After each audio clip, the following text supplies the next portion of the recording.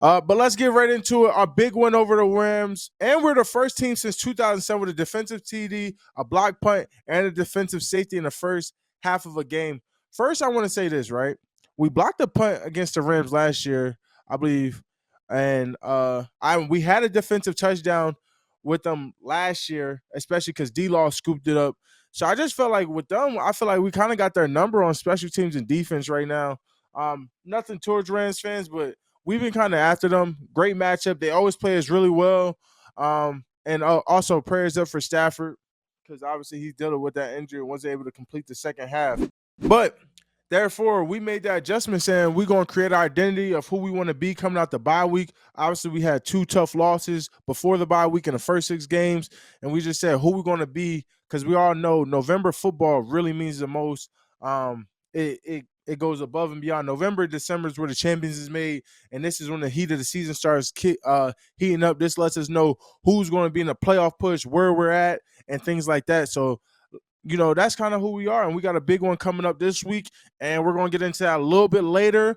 And I want to give a big shout out to my dog, Deron Bland, got his 4th interception of the season and 3rd pick 6. And I just want to say this, right? Bland came in last year, somewhere like me, but later round pick. And he just came in with a chip on his shoulder. Obviously, you look at this crazy stat, he has more touchdowns than these top receivers in the league who's going to make a lot of money. Devontae Smith, you could say he's a wide receiver 1. T. Higgins, also Tyler Lockett, Jalen Waddle, all great players. Even Calvin Ridley, what he's doing over there in Jacksonville right now. But this man has been playing lights out, truly special, and he has answered the call every time we needed him to step up. And when I say that is, last year when Jordan Lewis went down, he answered the call. People don't want to talk about it, but he needs to be talked about more. He had 5 picks last year as a rookie. I think the only person that was above him was Tariq Woolen, but 5 picks in his first year, and now he's coming back this year saying Trayvon Diggs go down. And now he stepped up, and now he's back outside. He's an interchangeable piece, a key dynamic piece to this defense. I mean, he stepped up in every way when we need him each year. So big salute to you, DB. Keep going, brother. I'm proud to see your growth. Always proud of you. You should have had another one. I'm not going to get on to you too much about that, but you know what I'm talking about. Dak finished 25 for 31, 304 yards, 4 TDs, and that's just my quarterback. And, obviously, when he's throwing that thing to Ceedee Lamb, 12 receptions, 158 yards, and 2 TDs, special things are going to happen. I truly believe this is what Ceedee Lamb and Dak Prescott is capable of.